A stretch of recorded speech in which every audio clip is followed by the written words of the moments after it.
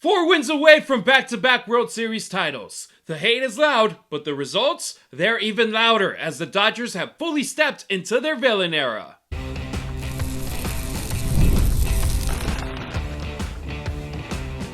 You are Locked On Dodgers, your daily Los Angeles Dodgers podcast. Part of the Locked On Podcast Network, your team every day.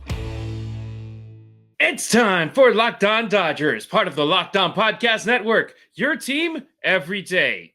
Critics complain the Dodgers just win as they embrace the hate. Dave Roberts continues to be one of the most underrated managers in baseball. And what listener from North Carolina thinks LA needs to do to finish the job against Toronto? We get closer and closer to Game 1 of the Fall Classic, Travis. Can't get here fast enough. I'm ready to get this started. I want to talk about the games. I don't want to talk about people whining. So let's get this thing started. In today's episode of Locked On Dodgers is brought to you by FanDuel. Right now, new customers can bet just $5. And if your bet wins, you're going to get $300 in bonus bets to use across the app. So download the FanDuel app today. Travis, we'll get them to start complaining now because of the games, because the Dodgers are winning. So we'll still be complaining. He's True. Travis Rogers. I'm Harry Ruiz, two guys who talk sports for a living and bleed Dodger blue for life. You can get more Travis on 710 ESPN LA or the ESPN LA app from 3 to 6 p.m. on the Travis and DeMarco show. As for me, I'm the Spanish play-by-play broadcaster for the USC Football Trojans and the Las Vegas Raiders. But nothing beats jumping on the mic every weekday morning and talking about what I love most, Dodger baseball with you. And clearly, you've been tuning in. The last 2 weeks brought the 5 most watched episodes ever on our show's YouTube channel. So if you're new, welcome aboard. If you're an everydayer, thank you so much for being here with us. Hit subscribe, smash the like button, and drop a comment or hit us up on our listener line, 2793-LOCKED or 279-356-2533. Leave us your name, where you're tuning in from, and your take on Dodger baseball, either via voicemail or text, to potentially be featured in our show like one of our listeners during our third segment. All right, let's be real. They hate us because they ain't us. Even Yankees fans, the franchise that historically outspent everyone, are griping about the Dodgers. From 2013 to 2023, the Dodgers spent big but only won it all once in the pandemic-shortened season. Fast forward to 2024, they signed Shohei Ohtani, add Yoshinobu Yamamoto, trade for Tyler Glasnow, win it all, and they don't stop there. That's the difference, that they go even bigger in the offseason to go back-to-back. Now, every baseball fan who isn't a Dodgers fan is crying. The system is broken. The Dodgers are freaking ruining baseball. That was background noise that the team ignored, but not anymore. Right, Dave Roberts? This is a one team, one dream operation, and I'll tell you, before this season started, they said the Dodgers are ruining baseball. Let's get 4 more wins and really ruin baseball. Let's go. The Dodgers are in their villain era, and I love it, Travis. Yeah, me too. The only time people complain about stuff like this is when one team's on a heater, and the Dodgers have been on a heater for a few seasons now. Like you mentioned, Harry, you can go back to the late 90s, the early aughts, when the Yankees were winning the World Series pretty regularly, and everybody was complaining about the evil empire doing this and doing that. The fact of the matter is, we haven't had a repeat champion in a quarter century. The Dodgers are on the verge of doing it for the first time in 25 years. But yes, they spent a lot of money. But oh well, this topic to me is, quite frankly, goofy, silly, boring, uninteresting. They're not breaking any rules. They're spending the money that's available to them. They're not ruining baseball. They're putting together one of the great teams of all time. They're competing like crazy. They're performing at a high level. They're reinventing ways to do some of this stuff, both financially and on the field. And they're just the ones that are getting the attention right now because they're the best team. It's been other teams at other times. The Mets spent a bunch of money, nearly as much as the Dodgers. They didn't even make the playoffs. If you think it's some random, just if you spend this money, you automatically win. It doesn't work like that. It certainly helps. And I'm not saying that if I were a fan of the Twins or the Pirates or one of these teams that does not spend money like that it wouldn't be an uphill climb. It absolutely would be. But Nobody's breaking any rules. The Dodgers are really good for a variety of reasons, one of them being their economic power. But I like it. I don't care. I seriously, I can dismiss this very easily personally. It's just like, if you don't like it, that's fine. I don't care if you don't like it. I do. The team that I root for is spending a lot of money. They're winning a lot of games. They're signing the right guys. They're not signing the wrong guys for the most part. When you think about this, I was talking about this on my radio show. One of the few guys that they signed for a decent chunk of change that blew up in their face is Tanner Scott. And the reason that it looks so bad, it's because it's the first one that really did. They just don't miss very often. And that's just as much of a skill as it is scratching a big check. Should we add Michael Conforto to the list, or you want to give him a pass? No, because here's why. It was $17 million, which in regular people terms is a fortune, but in baseball terms, it's fairly modest, and it was a 1-year deal. 1-year deals, you could have paid Michael Conforto $30 million for 1 year, and it's not that bad because he's off the books right away. You don't have to carry that for half a decade. It's a one and done, move on to the next guy. So yes, they spend a lot of money, but it's also almost all of those deals, whether it's Snell, whether it was Glasnow, whether it was Yamamoto, Ohtani, they were in line with what the market expected to get. They're not doing that thing where everybody thinks a player is going to get $100 million and the Dodgers give him $200 million. When people think they're going to get $100 million, they get about $100 million from the Dodgers. They're paying the going rate.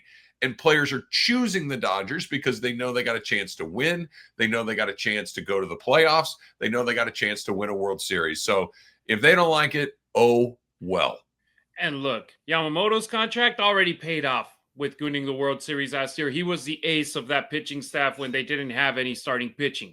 Tyler Glasnow and Blake Snell's contract paying off this year. Shohei Ohtani, man, I think that we already owe him money after what he has done in his first 2 years in Dodger Blue. When a lot of people remember back then, Travis, when it was like, will he get to 500 million? It was like, holy crap, it seems like he's going to go over 600 million. And then they give him 700 million. And it's like, baseball, what the hell, man? We didn't expect this. Bargain. Exactly. But now everybody's like, we wish we could have given him $1 billion if he plays the way that he's doing this right now. And look, right now for the Dodgers, you know what it is, Trev? It's swagger. Yeah. This team, it stopped apologizing for excellence because for years, the Dodgers were the nice guys. Why? Because it's the model franchise, the well-run operation that everyone respected, but respect doesn't fill trophy cases. Now they are embracing the hate, and actually, I'm loving it. It's like, hey, you've always heard fans chirp, and it's like, oh, chokers, look at all the money that you're spending, and you make it to the World Series in 17-18, don't win it. Oh, you want it with the pandemic shortened season, it doesn't count. The Mickey Mouse World Series, oh, it doesn't count. And then look, they win it in 2024, and it's like, oh, maybe we should start taking the Dodgers seriously. And then 25, oh crap, they're in the World Series again. Let's say that they're ruining baseball. It's like, man, it's just been the Dodgers. They are a franchise that they're not going to take anything less than winning the World Series. And even those seasons, 2017, 2018, when they made it to the World Series and they didn't win it, they just keep getting the roster better, drafting better, getting their prospects up and using them better. And look at them now. Look at where the Dodgers are. You scroll through social media and it's fans from every corner saying, I'm tired of the Dodgers. Good. Be tired because the machine is going to keep rolling. And as Dodgers fans, we're happy about it. Your team probably couldn't do it at the same level as the Dodgers, but they could definitely be investing more. Yeah, well, you just hit the most important word right there, Harry. It's the investment. That the Dodgers, look, you've been to Dodger games. I've been to Dodger games. I would imagine that the vast majority of people that listen to our Locked On Dodgers podcast are everydayers have been to Dodger games as well. It's expensive to go to a Dodger game. It's expensive to live in Los Angeles. And when you go there and you buy a $22 Modelo or you go and you buy a $29 Michelada and you're like, whoa, well, of that $29 you spent, like 19 of it's out on that field, right? It's not like they're just taking the money and sticking it in their own pocket like Frank McCourt and putting this terrible product out on the field. You got to pay for Yamamoto. You got to pay for Snell. You got to pay for Ohtani. They're reinvesting in the team, and this machine keeps feeding itself so they can continue to buy more players, continue to give fans an incredible experience.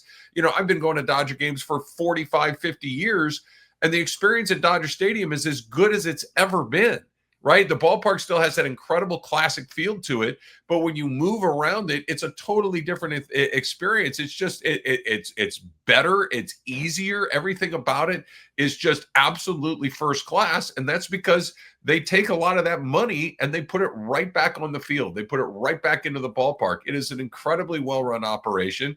Yeah, they have more resources than everyone else, but this is exactly how you would want a team with as much resources as anybody to put it back on the field. This is not like Artie Moreno is a billionaire many times over. Where's the money going? Not out on the field, right? And when they've spent it on Josh Hamilton, on Anthony Rendon, on the wrong guys. Yeah, and that's what it is. Yes, money matters, but it's not the only thing that matters. No doubt about it. And I'll say this as well. Travis, I used to be a Dodger season ticket holder. My price per ticket was $5 at the top deck, the last row, but I love the view up there. Back then, you could only go into the pavilion area if you had a pavilion ticket. You could only go down to the field level if you had a field level, and same goes to reserve and to Loge. Now you can move all throughout Dodger Stadium with any problem. You can go out in the outfield during batting practice. The outfield plaza is incredible. Every time I go to Dodger Stadium with my girl, we get there super early. That way we can walk around and just enjoy the stadium before first pitch. But I even know of people that go out there and watch the game on TVs in the outfield plaza because they like being there close to the food areas, close to the beer areas, and just enjoy their times without being out in the stands. And it's like, hey, man, the Dodgers have made it an experience. And that's another area where they're investing money, not just in being like, okay, let's buy players. No, let's make the experience better for the fans in the stadiums. And that's something that people sometimes don't notice because they don't go to games. But if you haven't been to a Dodger game since, I'll say 10 years ago, 8 years ago, when they started doing all the remodeling, it's a different place. And this is a team that doesn't just put the money back on the field, put the money back on the fans when it comes to stadiums, accessibility. There used to be 2 elevators in the whole stadium. I know. The ones by the press box that goes all the way to top deck and then goes down to the press box area. Now they got elevators in the corners. They got escalators. It's a great place. And here's the thing too, Travis. On the field, this isn't luck. It's a decade of consistency, of structure, and accountability from top to bottom. Andrew Friedman, he builds the roster. Dave Roberts keeps the clubhouse loose but laser focused. And the players, they've completely bought into the standard. And that's the best part, that you got players now that they're like, yeah, I'm getting big offers from other teams, but my agent, please talk to the Dodgers. Please figure out a way that we can make it work with them, because that's the place that I feel best at the most on the field. Look at Kike Hernandez. He was with the Red Sox, and the moment that he got traded back to the Dodgers, everybody was celebrating like crazy, including him and his family. Teoscar Hernandez, he got a big offer from the Red Sox, but the Dodgers added an extra year to the deal. He came back to LA. That's where it is right now. And the Dodgers are 4 wins away from becoming, like we said, the first back-to-back World Series champion team in a quarter of a century. Yeah, that's the thing that matters the most to me, Harry. Like I said, I don't care what other fans of other teams think about the Dodgers economics. You wish you could have this issue, and maybe there's a competitive balance thing at the very, very bottom. But again, the quarter century with no repeat champions, I think, speaks to the competitive nature of baseball. Other cap leagues have had repeat champions frequently, whether it's the Chiefs, whether it's, in hockey and the NBA. We've seen the Warriors dominate. It's this.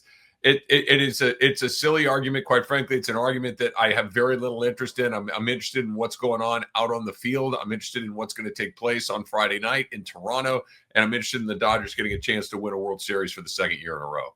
And look, the hate means that you're doing something right. Yeah. And speaking of doing something right, how about the guy steering this ship? When the Dodgers fall short, he takes the blame. When they win it all, he disappears in the background. Next on Locked On Dodgers, why Dave Roberts deserves way more credit than he gets. The NFL season is here. Every season's here, right? Everything that there is to be played is being played. And FanDuel has an offer that you're not going to want to miss, because right now, new customers can bet just $5, and you're going to get $300 in bonus bets if you win that $5 bet. You heard it right? You just pick a bet, any old bet. You put down $5, And if it hits, you're going to unlock $300 in bonus bets to use across the app. And you can use it however you would like to use it. FanDuel has so many different ways you can play. There's going to be something that you're going to absolutely fall in love with. If you want to bet on individual players, there are player props at FanDuel. If you want to make live bets during the games, like you think, hey, they're getting ready to have a crazy comeback, jump in right there with live lines during games. You can put together parlays. FanDuel has a million different ways for you to do it. So whether you're a casual fan or you just live diving deep into those numbers, FanDuel makes game days that much better. So the question of the day, what are you waiting for? Visit FanDuel.com to download the FanDuel app today and get started. Let's be real. Making excuses doesn't solve anything. We've all heard them before. It's just stress, I'm tired, or it happens to everyone sometimes. But when it comes to performance, sometimes your body just needs a little extra support. And that's where Ruiz comes in. Ruiz.com offers fast-acting, doctor-prescribed treatments for ED, designed to help you stop making excuses and start making moves. Ruiz makes it easy to get started. You just connect with a board-certified doctor 100% online, no awkward waiting rooms, no in-person appointments, and if prescribed, your treatment ships discreetly straight to your door. Visit rugit.com/LockedOnMLB to get 15% off your first order. That's rugit.com/LockedOnMLB, and don't forget, use our code LockedOnMLB so they know we sent you. Ruiz.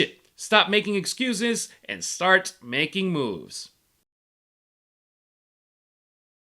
Don't forget to follow Locked On Dodgers not only on YouTube, but on X, Instagram, and TikTok as well. You can find Travis on social media at Travis Rogers on X and Instagram. Meanwhile, I'm at Harry Ruiz on X, at Harry_Ruiz on Instagram, and at Harry Ruiz_ on TikTok.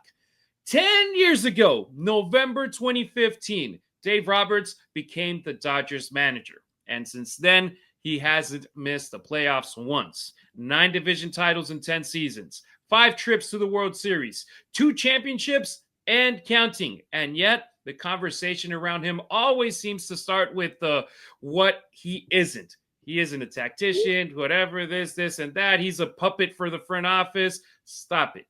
You don't just luck into 65 postseason wins. 4th most in Major League Baseball history, only trailing Joe Torre, Tony La Russa, and Bobby Cox, which he'll surpass with his next 3 playoffs wins. You don't command the respect of that clubhouse for a decade by accident. Dave Roberts, he is the heartbeat of that clubhouse, of this franchise. And a lot of people think that you can just put that team out there, Travis, and they'll win by themselves. It's not the case. And I'll be honest, I'll raise my hand and be like, I've criticized Dave Roberts in the past too. But without him, this team isn't at the place that he is right now. Look, I'll put it as simply as I possibly can, and people can make of this whatever they want. Dave Roberts is going to end up in the Hall of Fame as a manager. Period, sentence, paragraph. It's over. He could not win another playoff game for the rest of his life. Dave Roberts is going to walk into the Hall of Fame as a manager, right? He is his winning percentage, his winning total, multiple championships. He is going to be in the Hall of Fame as a manager. Now, we can go around the block a million different times on how involved he is when it comes to the decisions based on a day-to-day over the course of a regular season. I think that he is part of a collaborative where they decide how they want to manage this team over the course of 6 months, where this guy's going to pitch on this day and this guy's going to go in here and we're going to do this and we don't do this, we don't hit and run, we don't bunt, we don't, whatever the things are. That is a decision that's made as a collective with everybody in the organization, with the analytics guys, with Dave Roberts. They sit down, this is how we're going to do it. When it comes to the postseason, I think he's got much more of a firm hand on the wheel because the games don't go according to plan. You cannot plan out 6 months in 6 days. You have to make decisions in the moment that are going to win or lose a ball game here or there. I think he makes way more good decisions than he does bad decisions. Everybody's going to make a decision every once in a while. They go, hey, I don't get that. That's part of the gig. You're going to miss occasionally, whatever. He makes more good ones than bad ones. I think the thing that he is exceptionally good at, and this is something that I think is very important for the modern player and the modern manager and the modern team, is he takes none of the credit and takes all of the blame and never complains about it. And when stuff goes bad, almost said it, when stuff goes bad, he stands up and says, I did it. It was my decision. And he owns it, even if he wasn't the one that necessarily made it. Even if, you go back a couple of years ago against the Padres when they couldn't get a hit, he wasn't in the batter's box. He wasn't the one that made Mookie Betts and Freddie Freeman go 1 for 21. He didn't do that, but he still took ownership of it and protected his players. His players love that in him. When was the last time you heard a player leave the Dodger organization and grumble about what the manager did to him? Never happens, right? It just doesn't go like that. The Dodgers have something that works really well. We're going to pay you. You're going to come in here and you're going to perform. We're going to treat you like a professional. And if you don't, we're going to move on to somebody else. It's not personal. It has nothing to do with feelings. It's just, you need to perform here. We're going to pay you accordingly. And if you can't do it, we're going to move on. That's all anybody wants is transparency and to be told the truth. And the Dodgers do that. And Dave Roberts does that. And yeah, I mean, we're bellyache about why did you take that pitcher out right here? That's part of the fun of being a baseball fan. But over the course of a decade or more, I mean, anybody that thinks this guy isn't on top of all of this stuff isn't paying attention. Yeah, look, he's a communicator, a Yes. motivator, a stabilizer. I love some of my favorite parts of Dave Roberts is when the Dodgers win the division or win a round in the playoffs, and you get to see his little opening speech before the champagne pops in the clubhouse. And it's like the words that he say, they always, if they motivate the people watching the TV, I can only imagine those players in the clubhouse being like, hell yeah, that's our guy. Because look, let's be real, he's managed egos because the Dodgers, with all the money that they spend, there's egos left and right. He's managed injuries, expectations, and still kept this team focused on one thing: winning. Are you going to tell me it's an easy job to help this team get through July and August just being like, oh, we're going to make it to October, just chill? No, everybody was panicking with the way that the Dodgers were playing in July, getting whooped by the Astros, getting swept by the Angels, looking bad against bad teams, but he always kept everything level-headed and be like, we're okay. And here's what I love. He's never once made it about himself. It's like the team is down. Yeah, he'll raise his hand. I'll figure this out. The team is doing good. Oh, it's Shohei. It's Mookie. It's Blake. It's Yoshi. It's Andy Pajes. That's something where it's like he doesn't have an ego. He doesn't chase the credit. He chases rings. And that's something where it's like he's about to add another one to his collection. He was a huge part of that Red Sox team that broke the curse. And now he's a big part of this Dodgers team, which, I mean, it was 30 plus years without winning a World Series. And look at him now. He's about to win, hopefully, his third in 6 years. I like what you said, too, about managing different personalities, managing Shohei Ohtani is not the same thing as managing Andy Pajes, right? And managing Mookie Betts is not the same thing as managing Max Muncy. And managing, Yoshinobu Yamamoto is not the same thing as managing a guy like Kike Hernandez. They're all different. They all have different personalities. There's a lot of different cultural differences that he's got to navigate and bring everybody together. And, I always go back to the football coach, Jimmy Johnson, who said this, and it always resonated with me. When you see it, it kind of pops off the page at you. I'm not going to treat everyone the same, but I'm going to treat everybody fairly.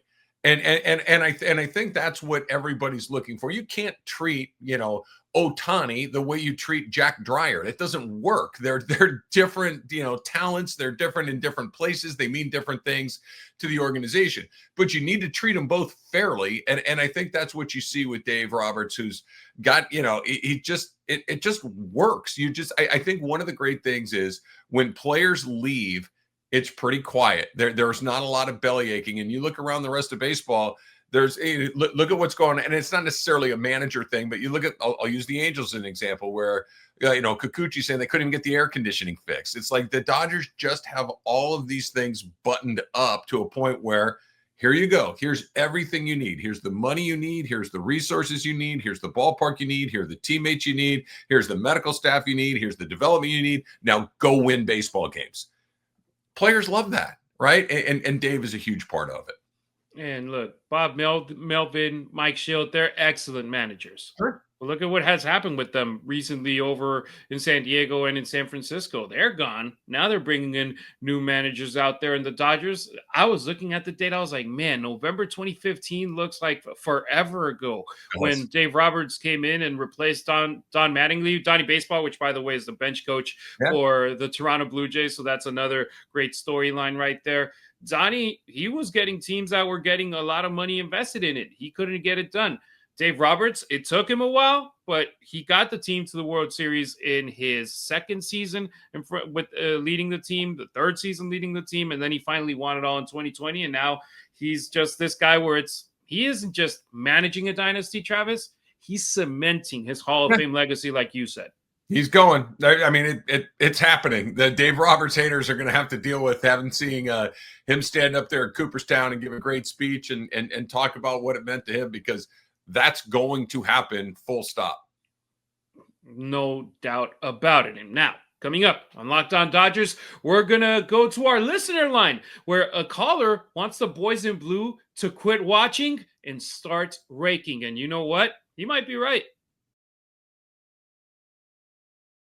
This episode of Locked On Dodgers is brought to you by Prize Picks. Every day we make decisions, but on Prize Picks, being right get you paid, right? So don't miss the excitement of this football season with Prize Picks, where it is good to be right. And Prize Picks is such a fun, simple, easy way to add that little extra something to your football Saturday or Sunday. You just pick more or less on a player projection, like, let's say, Josh Allen, his passing yards. You like more or less? Do you like Saquon Barkley's rushing for a touchdown? More or less? And you are off and running, right? And right now there is a stacks promotion going on where you can bet all of these things. Like in an NBA game, you want threes, points, and rebounds. You can bet them all in one bet, only on Prize Picks. So download the Prize Picks app today. Use the code LOCKEDONMLB to get $50 in lineups after you play your first $5 lineup. That's code LOCKEDONMLB for $50 in lineups after you play that first $5 lineup. Prize Picks, it is good to be right. Thanks for making us your first listen wherever you may be tuning in, either on your favorite podcast app or our YouTube channel. Subscribe to it. It's free. Smash that notification bell so you never miss a beat. Full episodes, hot takes, breaking Dodgers news, and the Dodgers postcast show with Pete Fox live after the final out of every game. If it drops, you're on it. That's how you become an everydayer here on Locked On Dodgers. All right, time to hit our Locked On Dodgers listener line, and this one comes from Joe in Hope Mills, North Carolina. Joe's fired up about this World Series matchup against the Blue Jays, and here's what he had to say. I just wanted to say I think if the Dodgers stay patient at the plate and they don't swing and chase bad pitches out of the zone, I think they need to be a little bit more aggressive in their hitting style to keep up with this Blue Jay team. I think if they do that, there's no doubt they'll win. But if they don't swing the bats like they didn't against the Phillies and the Brewers, I'm just going to tell you right now, they're not going to beat the Blue Jays. So the key to the games, the pitching is going to be good. We just need them aggressive at the plate, but also discipline at the plate. That's the key to a Dodger win. Thank you, sir. Travis, right there, we heard Joe. He wants this team to be a little bit more aggressive. And look, I agree. The Blue Jays lineup has been putting up runs like crazy throughout the first two series they've played in the postseason. They've been in shootouts against the Yankees and the Mariners. And for the Dodgers, that means that the top of the order has to set the tone and not let Toronto take over early. I think this is one of my favorite phrases. Two things can be true at the same time. They need to hit the ball a little better. They need to score a few more runs, and they might not need to score anything more than they already have. The Blue Jays have scored more runs than the Dodgers in the postseason. They haven't seen pitching like this. If the Dodgers pitch the way they pitched in the first three rounds, they don't have to score a lot of runs. Now, if they do score runs, this thing could get away from the Blue Jays in a hurry, right? If Joe is right and they come out and they pound the Toronto pitching and they're putting up 6-7 runs a game. Dodgers, the big explosion, the Ohtani night, they only scored 5 runs. It wasn't like they put up a 12 spot and just ran away with this thing. That all of those Brewer wins, all 4 of them, they were games in the late innings. It was never a chance where you're just like, oh, this thing's over in the fourth inning. You just kind of laugh your way all the way into the ninth. That, yes, they need to have more offense, but if their pitching is, and by the way, it doesn't even have to be what we saw against Milwaukee. It just has to be kind of sort of close to what we saw against Milwaukee, and nobody's beating that right now. Could the Dodger pitching go south? Sure, it could. I mean, it's baseball. Anything could happen. But I don't think that they need to go from doing what they're doing offensively to knocking out, 8, 9, 10 runs a game the way we've seen a lot of those AL games go. I don't think that that's how these games are going to be played. But if they do, I mean, let's go. You could close down Figueroa right now. We're going to have that parade all over again. If those bats get hot and the pitching just stays kind of warm, forget it. Yeah, and Travis, so yesterday was a travel day for me, so I didn't have a lot of time to be checking comments, which, by the way, I'm in Houston, my girlfriend's hometown, so I've been getting a lot of ugly looks because I'm wearing all this Dodgers gear. I don't know why. Rocket. Yeah, no, one guy at the airport did say, go Dodgers, I love Shohei Ohtani, and my girlfriend, she was wearing her Astros gear, and she was like, what? We're in H-Town, and he was like, yeah, I'm an Astros fan, but I just love Shohei. I was like, that's what Shohei does, man. It's like he just transcends teams and loyalties, and he'll just make you want to love watching baseball. But to the point I was making, I haven't been seeing a lot of the comments, but I did see one that said I think he's a Blue Jays fan, and he said the Blue Jays have 20 home runs in the postseason. Here's the deal with the way that they've played the Yankees and the Mariners. They've needed each and every one of those 20 home runs. They've needed those double-digit outcomes with runs scored to be able to win those kind of games. They haven't played what I've been calling them the poker of aces with Snell, Yamamoto, Glasnow, Ohtani on the mound. They haven't even been close to playing that type of competition in a consistent basis. If they're able to get that kind of run support against these guys and run them out, chase them out in the fourth, fifth inning, I'll tip my hat off to them and be like, yo, you guys, respect. I highly doubt that they'll get 1 or 2 runs. I mean, look at score. Yeah, I mean, Yamamoto that got one run scored. Yeah, because Snell was 8 scoreless, and then Shohei went 6 scoreless, and Glasnow they scored on him early too. It's like they'll get some runs. I don't feel that they're going to be getting 10 runs against the Dodgers like they did against the Mariners and the Yankees. Like you said, if they knock those guys around, good for them. Then they've earned it, and then they're like great. If you can score 5 runs off of Blake Snell, good for you. If you can get into Yamamoto and knock him out of the game by the 4th or 5th inning, good. I mean, you've done the work. You deserve to win the game. I'll bet on the other way. I don't think, now, are they going to go 8 innings, no runs? Of course not. Is Yamamoto going to throw another complete game? No, he's not. Is Glasnow going to, be as good as he was? Probably. These things are going to start to come back down, but they don't have to come crashing back down. Even if they're just slightly less, they're still elite numbers. And the Blue Jays just haven't seen, and that's not a Blue Jay thing. Nobody has seen like this. It has never existed like this before, where you have 4 guys that are just throwing, elite stuff at you one game after the next. And they're going to have, look, if the Blue Jays win this World Series, and I'll say it, they absolutely can, then they're going to have earned it. There's no other way around it. If you can beat those 4 guys 4 times in 7 games, congratulations, fly that flag, because you earned it and you beat one of the best teams that's ever been put on the field. They can. I don't think they will, but they definitely can. They're in it. They earned their spot in it, and they're a very good team. They've spent money, and I'll applaud that to them that they've made it this far, having a top 5 payroll in baseball, and they paid their guy. They played Lottie. They brought in George Springer. They brought in pieces to make their team better, and they deserve to be in this stage, and I'm happy that we get to see an all-blue World Series. And now, Joe from North Carolina, we hear you, man. Quit watching, start raking. But the deal is also, we've seen Teoscar Hernandez be overly aggressive at times where it's like, dude, they're throwing all balls. Don't even swing right now. You have to be a smart baseball player, and that goes for every player up at that plate because the pressure is on. The good thing here, Travis, is that they've been there. They've done that. They've have the experience of this stage where it's not like, man, I need to deliver right now in the 2nd inning. If not, we don't have a chance the rest of the game. No. They know a baseball game is 9 innings long, and they'll have their chances. It's just something where, man, is it Friday yet? Please. I know. Play. Let's play. The experience the Dodgers are bringing is just really an embarrassment of riches, that every single guy that's going to get into that batter's box is going to be like, yeah, I've done this before. Let's go. Hurry up. Let's play. I'm ready for this. And other than a very small group of, Scherzer's been in these situations, and obviously George Springer has been in these situations, but this is uncharted territory for most of these guys. If you want to hit us up on our listener line, 2793-LOCKED, 279-356-2533. Thank you to Joe, a new caller here on Locked On Dodgers. We'll get to more calls tomorrow during our final show before the World Series actually kicks off. All right, that'll do it for today's episode of Locked On Dodgers. That's a definitely fun show. And if you enjoyed it, hit that subscribe button, drop a like, and let us know in the comments. Is Dave Roberts getting the credit that he deserves? And what's your message for the Dodgers heading into the World Series? If you're still craving more baseball talk, have the all-new Locked On MLB Game Night be your second listen.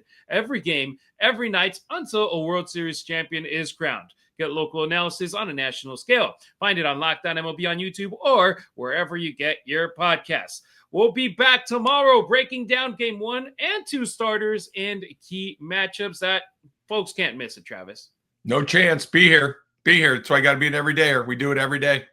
Absolutely. We appreciate you riding with us. Until next time, keep it real. Keep it Dodger Blue.